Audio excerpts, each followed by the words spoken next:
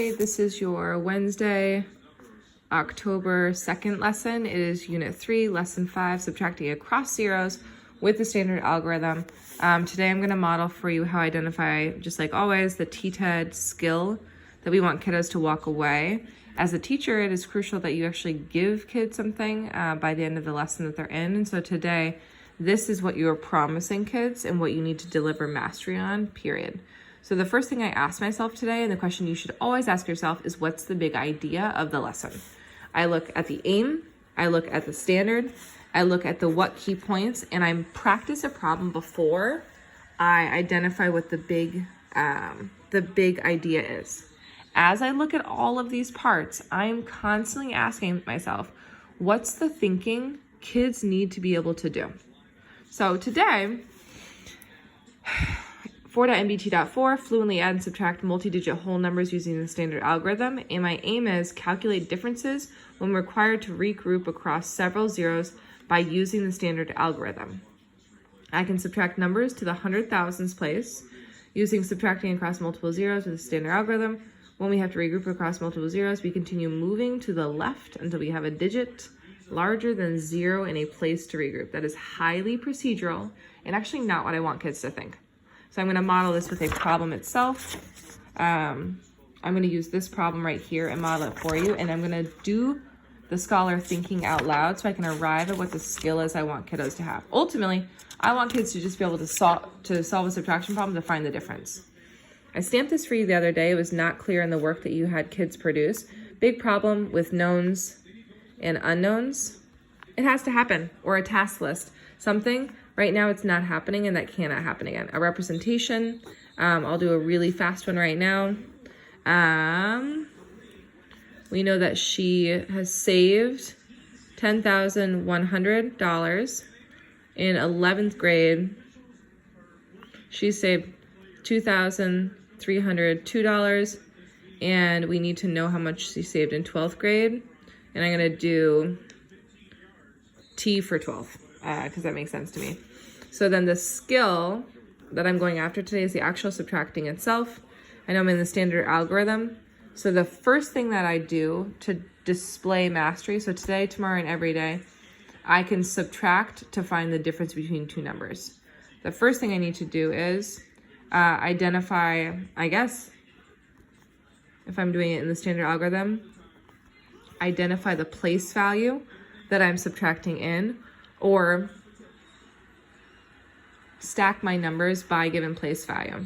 Then I begin subtracting in the ones placed first, or the smallest place value. I always begin subtracting in the smallest place value. So first it's line up by place value. Step 2 is subtract in smallest first. If the minuend is smaller than the subtrahend, it's not how you spell it, I must regroup. Great. So when I regroup, this is the tricky thing about across zeros. When I regroup, I go to the place value to the left to see if I can take from that place value, if I can regroup. I have nothing to take from here. There's nothing there. And I'm gonna do this down here visibly in a pictorial form as well. So I have, this is a 10,000. This is 100. This is my tens. So ones, tens, hundreds, thousands, 10,000s. And I'm taking away from below. I need to take away, and I actually write this in digits. Can I take any ones away? No. Can I use a 10 to make ones? Can I use a 10 to make ones? No. So then can I take this 100 and regroup it into tens? Absolutely. I know that there's 10 tens and 100. Now, can I take a 10 and regroup it to the ones place? Yes. Take away 2 ones. So Priska, when you have kiddos, if you're pulling a small group, or Nicole, if you're pulling a small group, this is the intricate thinking you need to model for them. I have 8 ones left. I'm not taking anything away. I have 9 tens left. I'm going to leave it in expanded form if I want. Can I take 300s away? Absolutely not. I go to my 10,000s place. I regroup it. This is awful. Into 3, 4, 5, 6, 7, 8, 9, 10. They each need to have little t's in them so that they don't confuse them with 100. And then now can I take one of these and change it into more giant blocks? Yes, I can. 4, 5, 6, 7, 8, 9, 10. Take away 300s. Nice job. Take away, that should be gone. 1, 2, 3, 4, 5, 6, 7 hundreds. And 1, 2, 3, 4, 5, 6, 7 thousands. So that is the thinking. So I asked myself, if I don't have enough in my minuend, I can't actually subtract my subtrahend. So I need to go here. Can I take any 10s and turn them into 1s? No. Can I go to my hundreds place and turn any hundreds into 10s? Absolutely. I take 100 away and I change it into 10 10s. Now, can I take a 10 and regroup it into some 1s? Absolutely. I have 9 10s left and I got 10 1s. 10 1s minus 2 1s. It's family. 10 1s minus 2 1s is 8 1s. 9 10s minus no 10s is that. And then I continue on. So I'm going to go back. Somebody is deeply interested in what we're doing. I can subtract to find difference.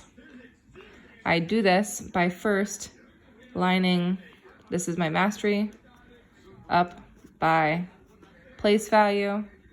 2, I subtract in smallest first.